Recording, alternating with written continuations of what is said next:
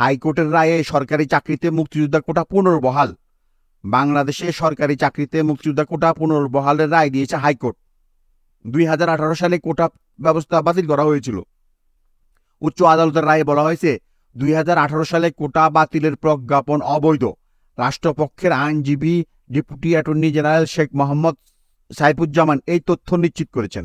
কোটা বাতিলের আগে সরকারি চাকরিতে 56% কোটা চালু ছিল।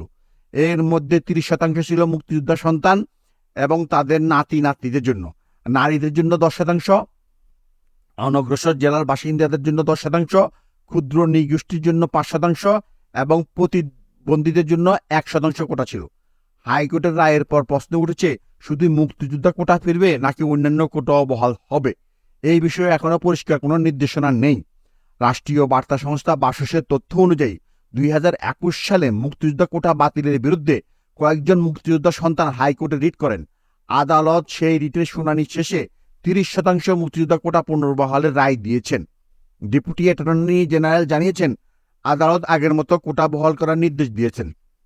তবে বাকি কোটাগুলোর বিষয়ে আদালতের রায়ে কিছুই উল্লেখ নেই।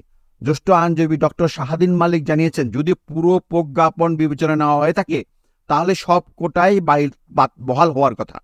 2018 সালে কোটা ব্যবস্থা বাতিলের পরিপত্র জারির সময় মন্ত্রী পরিষদ বিভাগের পক্ষ থেকে জানানো হয়েছিল, সরকার চাইলে আবার কোটা ব্যবস্থা পুনর্বহাল করতে পারবে, তবে সেক্ষেত্রে একই প্রক্রিয়া অনুসরণ করতে হবে। মুক্তিযোদ্ধা কোটার সংস্কার ছিল শিক্ষার্থীদের মূল দাবি। 2018 সালের ফেব্রুয়ারি মাসে কোটা সংস্কার আন্দোলনে জোরালো হয়ে এপ্রিল মাসে তীব্র হয়ে ওঠে। ঢাকা বিশ্ববিদ্যালয় সহ দেশের অধিকাংশ উচ্চশিক্ষা প্রতিষ্ঠানে আন্দোলন ছড়িয়ে পড়ে। আন্দোলনের মুখে ওই বছর 11 এপ্রিল প্রধানমন্ত্রী শেখ হাসিনা সরকারি চাকরিতে কোটা ব্যবস্থা বাতিলের ঘোষণা দেন। তবে আন্দোলনকারীদের দাবি ছিল কোটার হার কমানো। আদালতের রায়ের পর 6 বছর পর আবার 30% মুক্তিযোদ্ধা কোটা পুনর্বহালের পথ খুলল।